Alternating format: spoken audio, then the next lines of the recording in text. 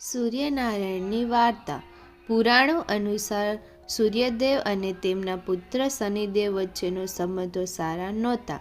તેની પાછળનું કારણ શનિની માતા છાયા પ્રત્યે સૂર્ય ભગવાનનું ખરાબ વર્તન હતું. વાસ્તવમાં જ્યારે શનિદેવનો જન્મ થયો હતો ત્યારે તેમના કાળા રંગને જોઈ સૂર્યદેવ ગુસ્સે થઈ ગયા અને તેમના જન્મ સમયે તેમણે કહ્યું કે મને આવો પુત્ર ન હોઈ શકે.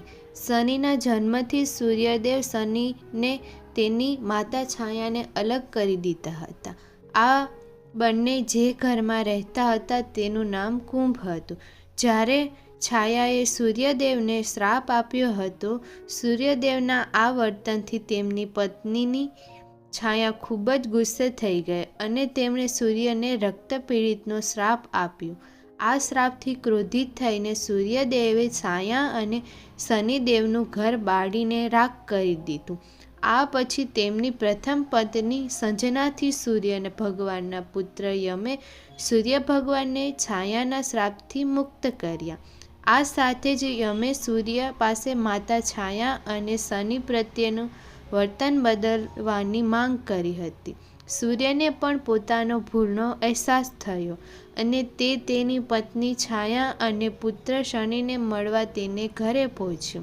જ્યારે સૂર્ય શનિના ઘરે પહોંચ્યા ત્યારે તેમણે જોયું કે ત્યાંની દરેક વસ્તુ બળીને રાખ થઈ ગઈ હતી. શનિએ પિતાનું સ્વાગત કર્યું. સૂર્યદેવના દર્શન કરીને શનિદેવ ખૂબ જ પ્રસન્ન થયા અને તેના પિતાનું કાળા તલથી સ્વાગત કર્યું. શનિદેવના આ વર્તનથી સૂર્ય ભગવાન ખૂબ જ પ્રસન્ન થયા.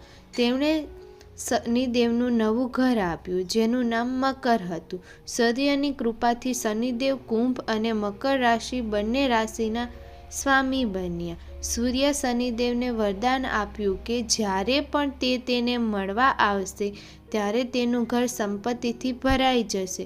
સૂર્યએ કહ્યું, જે કોઈ લોક મકર સંક્રાંતિના અવસર પર મને કાળા તલ અર્પણ કરશે અને એમના જીવનમાં સુખ અને સમૃદ્ધિ આવશે.